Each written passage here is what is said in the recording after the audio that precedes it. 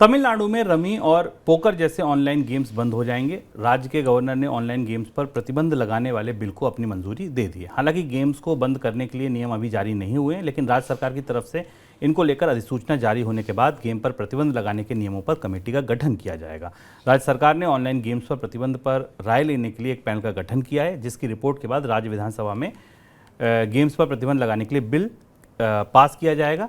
Governor को अब इसकी मंजूरी गवर्नर ने अब दी है। ये बिल पहले पास हो चुका था। सर, गेमों के बाजार पर, खेलों के बाजार पर इसका कैसा असर पड़ेगा? तमिलनाडु पहला ऐसा राज्य है देश का जहां पर ऑनलाइन गेम्स, हर तरीके के ऑनलाइन गेम्स पर प्रतिबंध लगाया गया है, जिसमें कि गैम्बलिंग की संभावना दिखाई देती है। इसमें जैसे शुभम ने रमी और पोकर का नाम लिया। इसके अलावा जो फैंटेसी स्पोर्ट्स गेम भी हैं, जो कि क्रिकेट के नाम पर या बाकी खेलों के नाम पर खेले जाते हैं, वो भी इस प्रतिबंध के दायरे में आएंगे।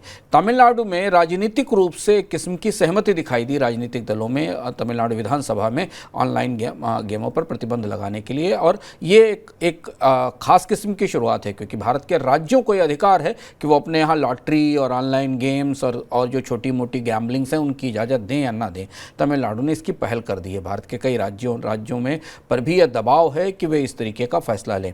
इधर भारत की जो विशाल गेमिंग इंडस्ट्री है, उसे ये फैसला स्वाभाविक सी बात है कि पसंद नहीं आएगा, क्योंकि उनकी काफ़ी स्टेक्स हाई हैं और वो शायद इस फैसले को चुनौती देंगी।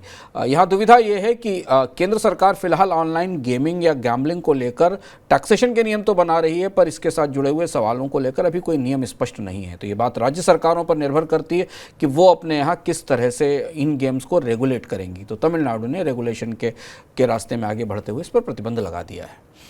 सर, टैक्स चोरी पकड़ने का भी एक मामला आया था ऑनलाइन गेमिंग का एक बड़ा मामला खुला है, जो और इस पूरे बिजनेस पर इस कारोबार पर सवाल उठाता है। Director general of GST intelligence ने ये पाया है कि भारत में काम करने वाली जो ज़्यादातर गेमिंग कंपनियां हैं, इन्होंने 12,000 करोड़ रुपए की टैक्स चोरी की है 2019 से 2022 के बीच में। और ये देखिए, कानून में जब छेद होते हैं या कानून में बड़ी चूक होती तो हमें दिखाई देता है।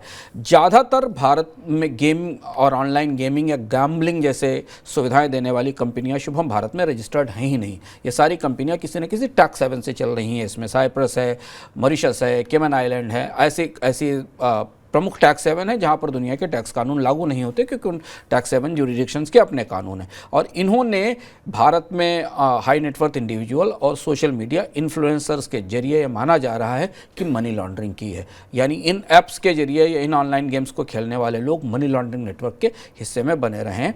इन्होंने इनके प्लेयर्स की कमाई पर ना तो कोई इनकम टैक्स पता चलता है और ना वो कोई डिक्लेयर होता है, क्योंकि वो कंपनियां भारत में रजिस्टर्ड नहीं है। तो इस तरीके के गैम्बलिंग गेम में जो आप कमाई करते हैं, उस कमाई के बारे में कोई डिक्लेरेशन नहीं होता। ये अपने आप में 12,000 करोड़ रुपए का टैक्स एवेजन या टैक्स की चोरी है, जो पकड़ी गई है डायरेक्टर जनरल ऑफ इंटेलिजेंस की तरफ से, और वो इसकी पड़ताल और इसकी जांच शुरू कर रहे हैं।